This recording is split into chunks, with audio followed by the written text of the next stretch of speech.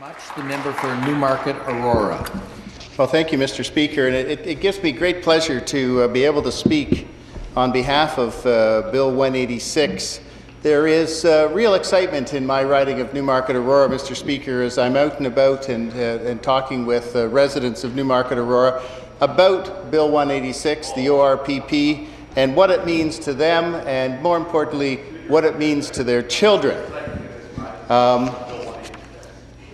Residents have a lot of questions, but they are and remain exceptionally positive about the direction of the government, especially those parents with children in their 20s who are just starting out into the corporate world or working in precarious employment, and parents, being good parents, are always concerned about the future of our children. So, for those people, Mr. Speaker, in the riding of Newmarket-Aurora, what I want to do is just take a few minutes to highlight some of the key important parts of this important legislation. And I am so grateful to the Associate Minister for shepherding this legislation to this point, and look forward to seeing it through the House. So some of those key points that I think we need to be cognizant of, Mr. Speaker, is that the foundation of this legislation is that every worker deserves to have a secure retirement. It's as simple as that, Mr. Speaker. The ORPP will help close the retirement savings gaps for 2/3 of Ontario employees who do not have a workplace pension plan. And as I mentioned earlier, this gap is even worse for young people. 3/4 of Ontario workers, 25 to 34, Mr. Speaker, do not have a workplace pension plan.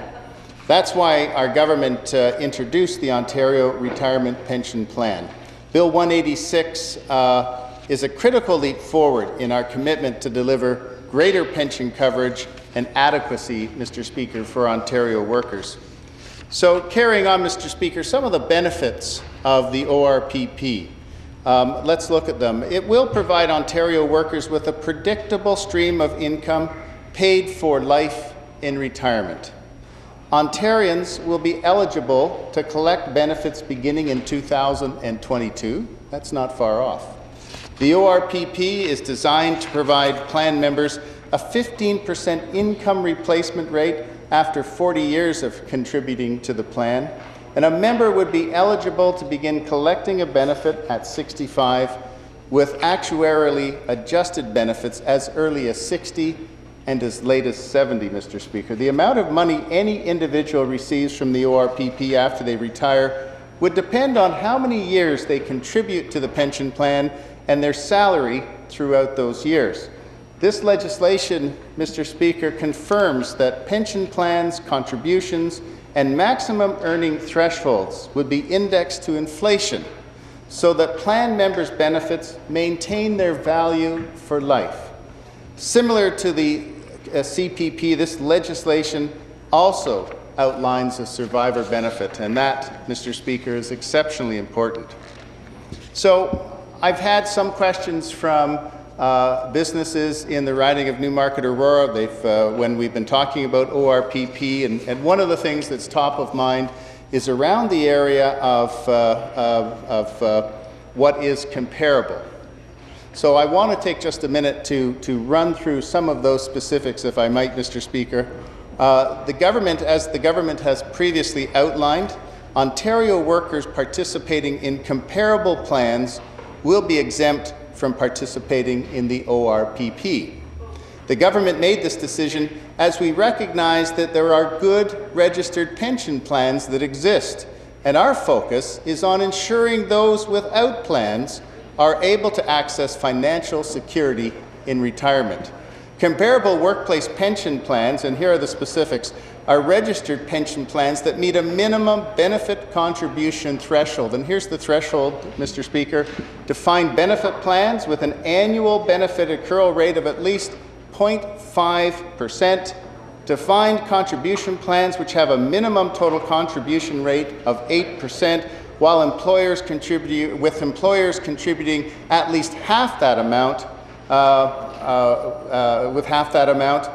multi-employer pension plans, pooled registration pension plans when available in Ontario, Those are some of the key things that need to be considered.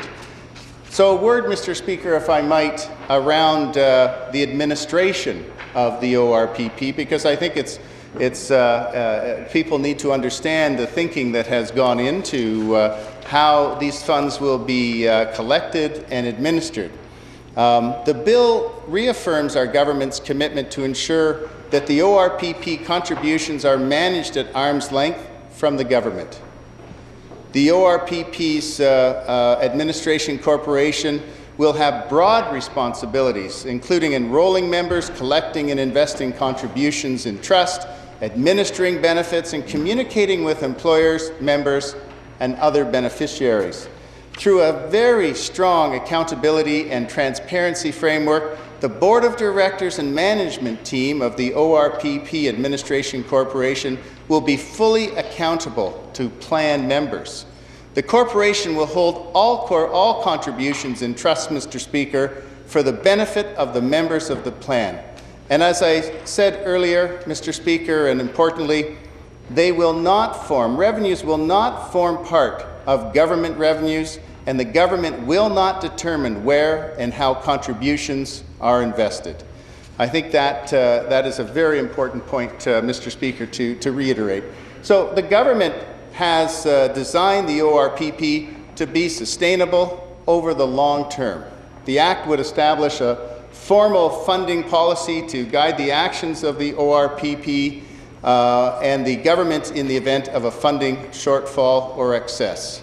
So, Mr. Speaker, in wrapping up, I just wanted to go back and reiterate one of the key points that passing this bill, Bill 186, one that is of great importance to residents of Newmarket and Aurora and across Ontario, passing this bill will bring us one step closer to our government's goal that all Ontario workers are either enrolled in the ORPP or a comparable workplace pension plan by 2020. It's so important, Mr. Speaker, that we make sure that those Ontarian residents who are working will be taken care of as they enter retirement. Thank you.